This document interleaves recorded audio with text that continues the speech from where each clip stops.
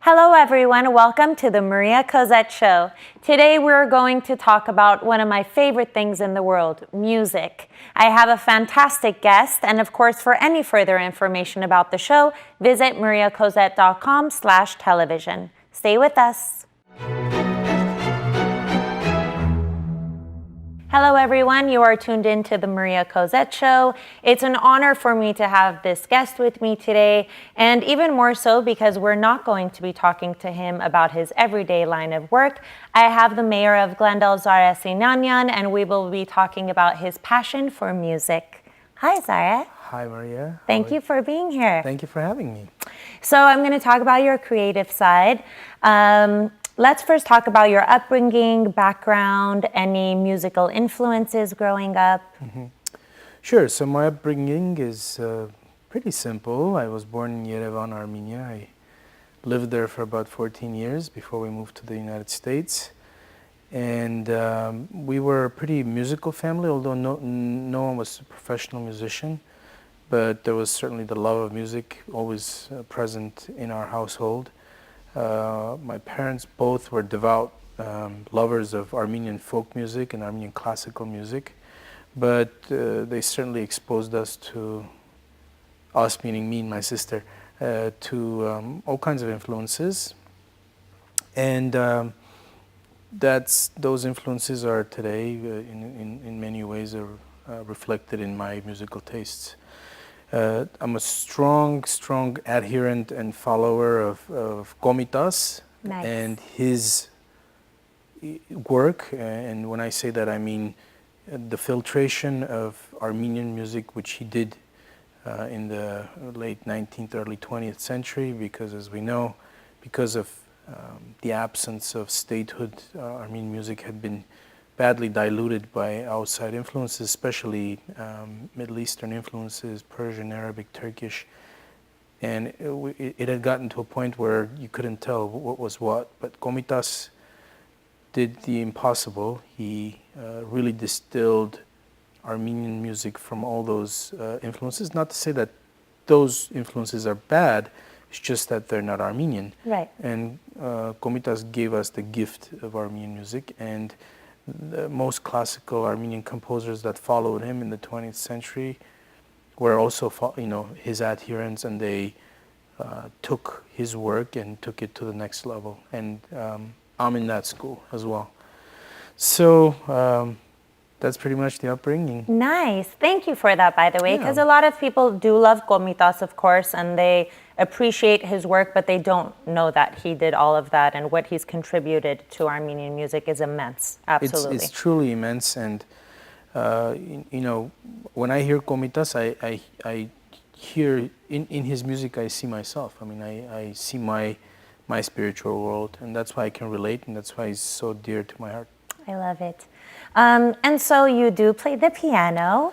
When did you first take piano lessons, or and how were you inspired, to take piano lessons or to learn to play the piano? What do you love about it? I wish I could say that I was inspired to do it. Basically, as with many other children, my parents sent me to music school, and I had the sort of the gift of good pitch and liked music, but I wasn't very happy about being forced to go to music school. And my parents kept telling me, you know what, you're going to appreciate this one day, you're going to appreciate what we've done for you one day. Yes, sounds like many parents, and yes. at the time, yes, I think it's very typical indeed. At the time, it seemed like torture to me because I wanted to go Play outside and play. yeah. I wanted to go to the bog, to the yard and play with the other kids. Instead, I had to sit down and do solfeggio and practice the piano. And it seemed like torture, but as I grew older, I truly came to appreciate what my parents had given me. And now, I can, whenever I feel like it, I can express myself by playing the piano. It's becoming your creative outlet, beautiful on its own. Indeed. And so who are some of your favorite composers, of course, other than Armenian? Are there any other classical composers or even favorite pieces that you like to play? Sure, I like all classics. They don't have to be Armenian. I really like Tchaikovsky. I Oh. really like him, yeah. And the reality is that I don't have that much time to spend playing or practicing, but when I do, I really enjoy it. And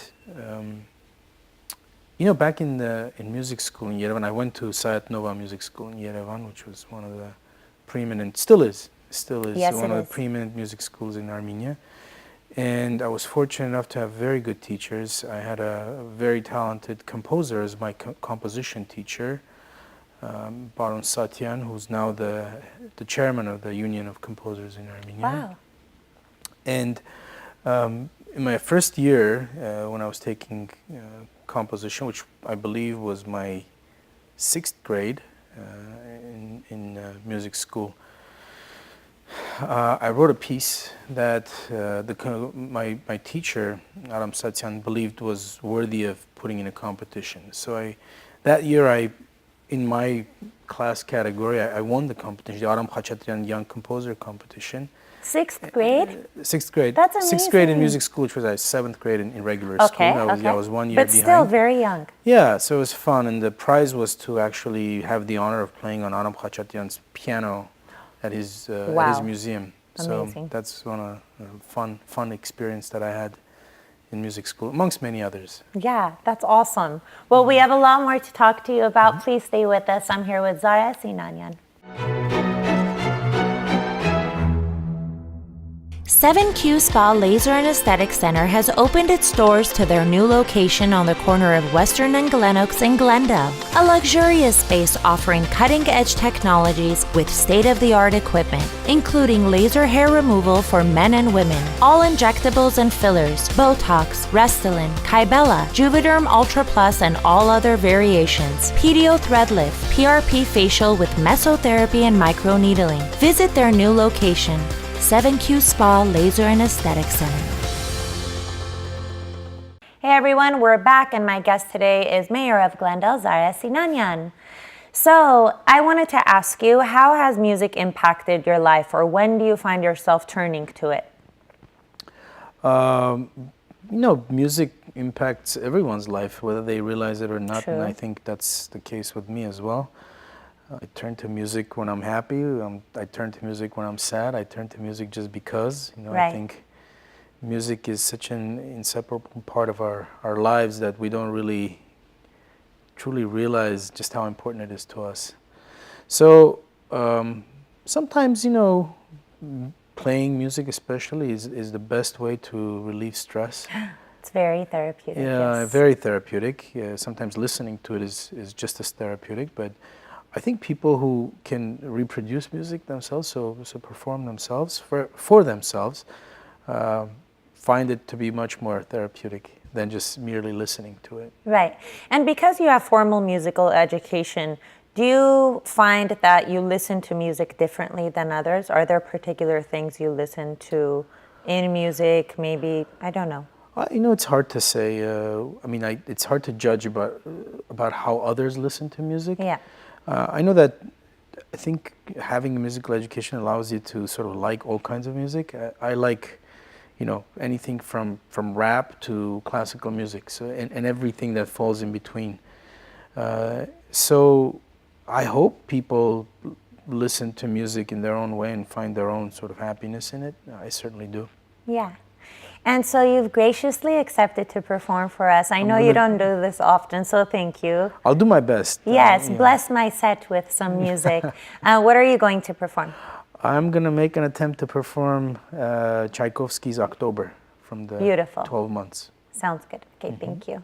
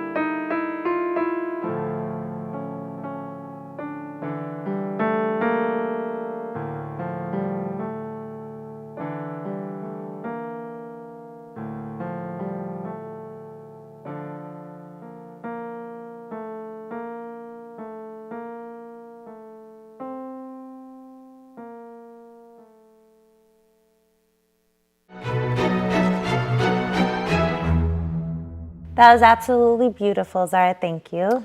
Thank you. I appreciate that. So I wanted to ask you, as I ask all of my guests, why do you think it's important for professionals to have a creative outlet, exercise both sides of the brain?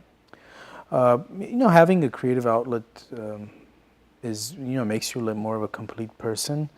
I think everyone expresses themselves or creates in some way, whether they realize it or not.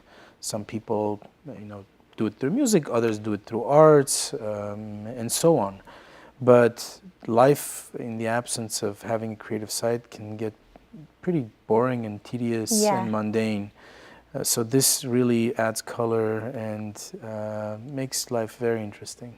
Absolutely. Thank you again so much, Thank Zara, you. for being here. It means a lot to me. It was my pleasure. Thank you for having me. Stay tuned for more of the Maria Cozette Show. The Art of Giving, where we spotlight a charitable organization. Children's Music Fund is a national organization that serves Southern California patients and hospitals. Founder Dr. Rafi Tashjian was inspired by a patient during his pediatric residency after meeting Justin. The patient was a guitar virtuoso who had given up on life after failing his last round of experimental treatment for bone cancer. As a musician himself, Dr. Tashjian understood the therapeutic benefits of music. He realized that there was no access to instruments in the hospital, so Dr. Tashjian went out of his way to find one. Since then, he has been determined to raise funds to provide music therapy to alleviate the emotional and physical pain associated with children suffering from life-altering illnesses.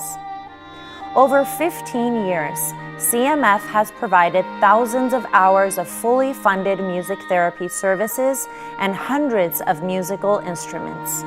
Their therapists are carefully screened, board certified, who provide weekly music therapy sessions for patients enrolled in CMF's program, targeting pain, fear, and anxiety. CMF also supports quantitative research on the effects of music therapy on chronic diseases. For more information about this amazing organization, please visit thecmf.org.